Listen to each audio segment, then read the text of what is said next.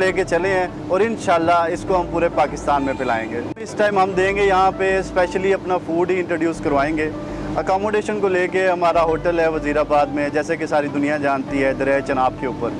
उसमें हमारे पास हर तरह के रूम्स की फैसिलिटी, जो आइलैंड वगैरह, बोटिंग वगैरह आपके सामने ही है, जो कि बहुत फेमस है, वो ऑलरेडी हम लोगों को दे रहे हैं। अब हम सिर्फ फूड देंगे। ओवरऑल तमाम जितने भी अच्छे अच्छे शहर हैं, अच्छी अच्छी कम्युनिटीज़ हैं, जैसे शादमान, ये बहुत ही एक अच्छा इलाका है और यहाँ के लोग आप जानते हैं कि माशाल्लाह से वेल सेटल्ड लोग हैं।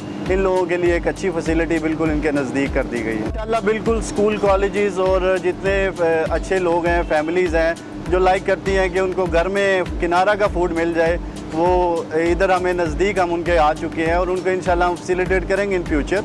अभी हमारी इसके ऊपर प्रॉपर वर्किंग चल रही है। यहाँ पे हम अपनी रवायात को बरकरार रखते हुए वही फूड दे रहे हैं जो किनारा पे फूड दे रहे हैं। हाइजीनिक फूड है हमारा और सबसे बेस्ट फूड है। इंशाल्लाह बारबेक्यू, A क्लास का बारबेक्यू होगा हमारा। Pakistani food, Chinese food A class का होगा।